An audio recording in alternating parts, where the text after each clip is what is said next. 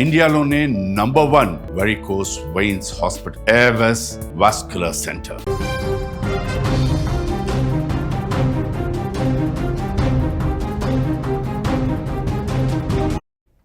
సహస్ర హత్య case mystery వీడింది. హంతకుడు ఎవరో కాదు, అదే కాలనీలో ఉండే ఒక 10వ తరగతి కుర్రాడని తేలింది. పక్కింట్లోనే ఆ కుర్రాడు ఉంటాడని కూడా బయటపడింది. ఇంట్లో 80,000 రూపాయల దొంగతనం కోసం వచ్చి అడ్డుకున్న సహస్రను అత్యంత దారుణంగా చంపేశాడని పోలీసులు కనిపెట్టారు. మొత్తానికి ఎవరైతే అనుమానితుడుగా ఉన్న 10వ తరగతి కుర్రాడున్నాడో అతన్ని అదుపులోకి రాత్రే తీసుకున్నారు. అదుపులోకి తీసుకొని విచారించి కొద్దిసేపటి క్రితమే ఎస్ఓటి పోలీసులు, కూకట్పల్లి పోలీసులు ఈ మిస్టరీని ఛేదించారు. 5 రోజుల పాటు హంతకుడి కోసం అనేక ప్రాంతాల్ని గాలించారు, అనేక మనుషుల్ని అనుమానించారు, ఇంట్లో ఉన్న వాళ్ళందరినీ విచారించారు. అయితే పక్కింట్లోనే ఈ కుర్రాడు ఉన్నాడని, ఈ 10వ తరగతి కుర్రాడు పక్కింట్లోనే ఉండేవాడని, రెగ్యులర్గా ఈ ఇంటికి వచ్చి వెళ్ళే కుర్రవాడేనని, ఈ ఇంట్లో కనిపించే కుర్రాడే కాబట్టి హంతకుడిని గుర్తించడం ఆలస్యమైందని పోలీసులు చెప్తున్నారు. 10వ తరగతి కుర్రాడు కనీసం కేవలం 15 ఏళ్ల వయసు ఉంటుంది. సహస్రతో పోలిస్తే సరిగ్గా 4-5 ఏళ్ళు పెద్దవాడై ఉంటాడు.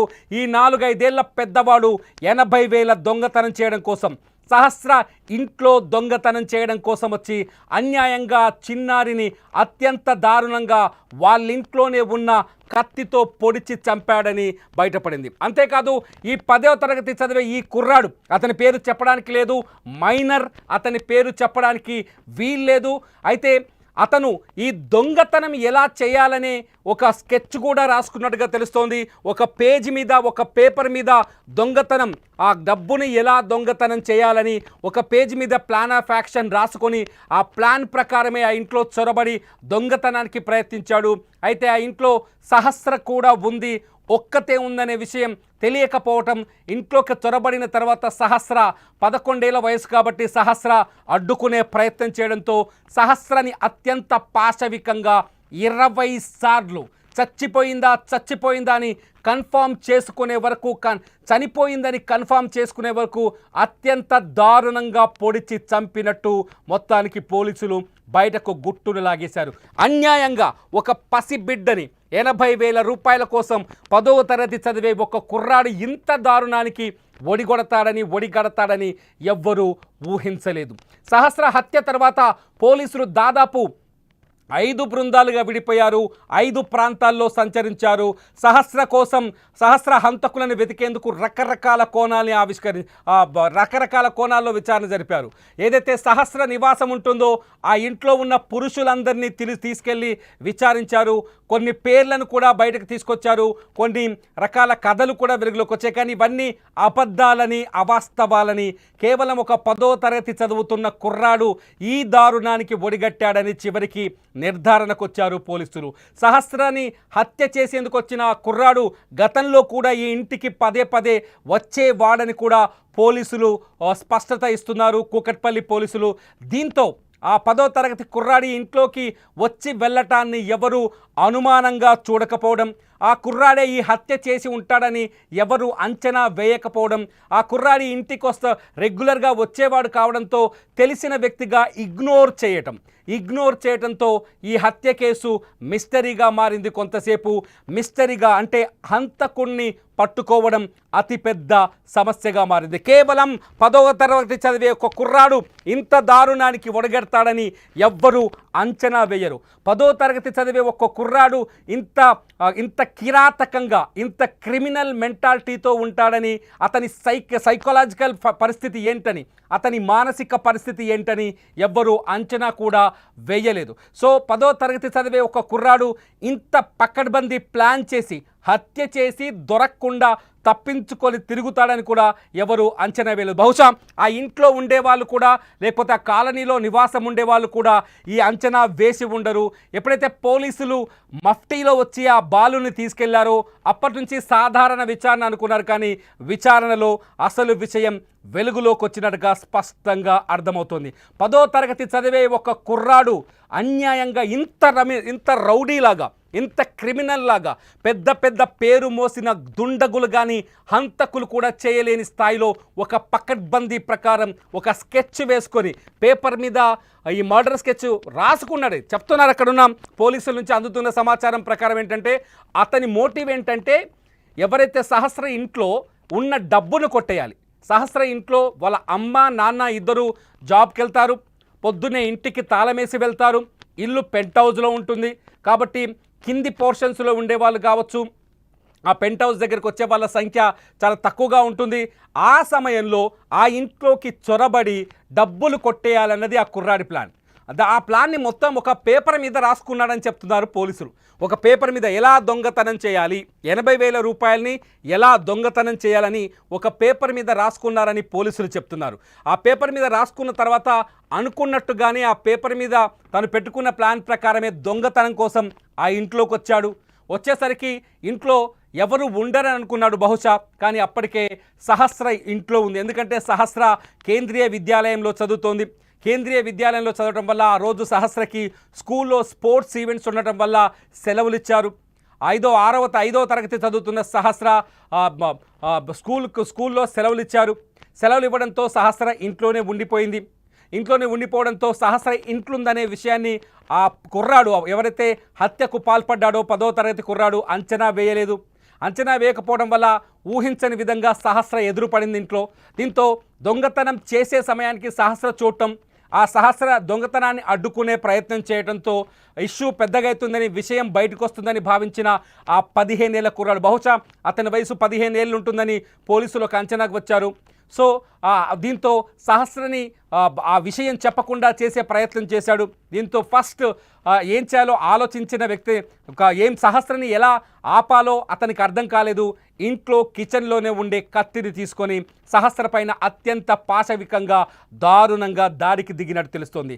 సహస్ర ఒంటి మీద పోస్ట్ మార్టంలో కొన్ని కత్తి ఘాట్లను గుర్తిస్తే దాదాపు 20 వరకు 21 కత్తిపోట్లు ఉన్నట్టుగా తెలిసింది.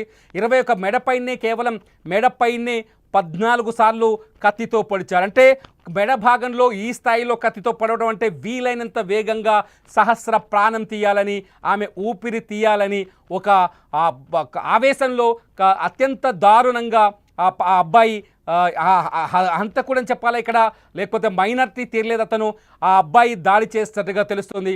సహస్ర గొంతు మీద 14 సార్లు పొడిచిన తర్వాత అప్పటికీ ఆమె చనిపోలేదని, ఆ బంగారు తల్లి ప్రాణాలు పాపం విలవిలలాడి ఉంటుంది. ఆ సమయంలో ఆ బంగారు తల్లి ప్రాణాలు విడవలేదని మళ్ళీ కడుపులో పొడిచినట్టుగా తెలుస్తుంది. సహస్ర మంచం పైనే పడిపోయింది. మంచం పైనే సహస్రని కత్తితో పొడిచి ఆమె చనిపోయిందని నిర్ధారించుకున్న తర్వాతే ఆ కుర్రాడు ఆ ఇంట్లోంచి వెళ్ళిపోయినట్టుగా పోలీసుల విచారణలో బయటపడింది.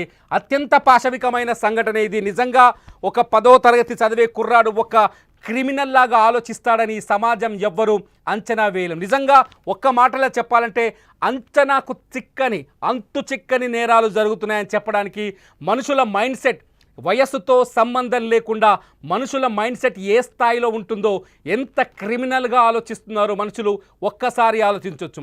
ఎందుకు ఒక 10వ తరగతి చదివే కుర్రాడి మనసు ఈ స్థాయిలో మారిపోవడం, ఒక హత్య చేసేంత ధైర్యం అతనిలో రావడం, ఒక అన్యాయంగా ఒక బాలిక ప్రాణం బలి తీసుకునేంత ఆలోచన అతనిలో రావడానికి కారణం ఏంటన్నది ఇప్పుడు అంతు చిక్కట్లేదు. మొత్తానికి సహస్ర హత్యకు కారణం ఒక 10వ తరగతి కుర్రాడని స్పష్టంగా అర్థమవుతుంది. కొద్దిసేపటి క్రితమే కూకట్పల్లి పోలీసులు ఈ విషయాన్ని నిర్ధారించారు. హంతకుణ్ణి నిన్న సాయంత్రమే అదుపులోకి తీసుకున్నట్టుగా తెలుస్తోంది. ఆ బాలుని తీసుకెళ్లి విచారించిన తర్వాతే పూర్తి వివరాల్ని బయట పెట్టినట్టుగా తెలుస్తుంది. బాలుని నిన్న మఫ్టీలో వచ్చి పోలీసులు ఇక్కడ నుంచి తీసుకెళ్ళినట్టుగా తెలుస్తుంది. అయితే ఎప్పుడైతే ఇక్కడ విచారణ మొదలైందో, ఎప్పుడైతే ఆ బాలుని తీసుకెళ్ళిన తర్వాత కొంత కాలనీలో కూడా కొంత చర్చ జరిగింది. ఏంటంటే అందరినీ వరుసగా విచారించడం, సహస్ర హంతకుడు దొరకపోవడంతో కొంత ఆందోళన చెలరేగింది కాలనీలో. నిన్న సహస్ర హంతకులు పైన ఎవరి ఇష్టం వచ్చిన వాదనలు వాళ్ళు చేయటం, కొంత ఎవరిని పడితే వాళ్ళని అనుమానించడంతో కొంత ఆందోళన కూడా కలిగింది. కానీ ఒక 10వ తరగతి కుర్రాడు, నిజంగా ఒక హత్య చేయడానికి ఏదో ఒక రీజన్ ఉంటుంది.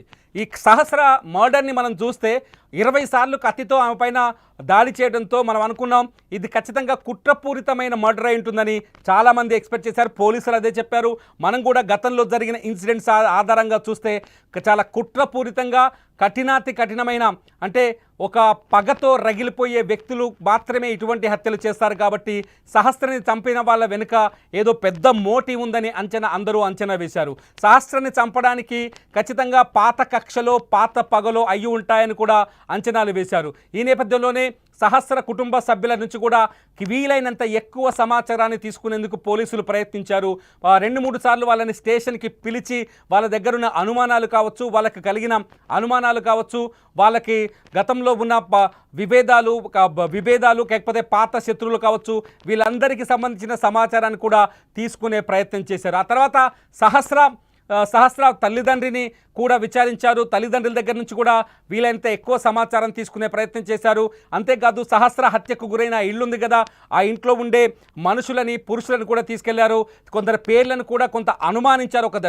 ఒక దశలో కొంత అనుమానించారు. ఆ తర్వాత వారిని విచారించిన తర్వాత ఎటువంటి అనుమానాలు లేవని వాళ్ళని వదిలేశారు. అంటే సాధారణంగా ఆడపిల్లలు ఉన్నవాళ్ళు కానీ తల్లిదండ్రులు కానీ పిల్లలు కలిగిన వ్యక్తులు ఎవరు ఇటువంటి దారుణానికి పాల్పడరు. ఎదుటి వాళ్ళ పిల్లలను అత్యంత దారుణంగా చంపాలనే ఆలోచన ఎవరి మనసులో కానీ మెదడులో కానీ చేతులు రావు. ముందస్తుగా మొదట చంపాలనే ఆలోచన రాదు, దానికి చేతులు కూడా రావు. అవసరమైతే దొంగతనానికి వచ్చిన వ్యక్తి అయినట్టు దొంగతనం చేసి వెళ్ళిపోయేవాడు.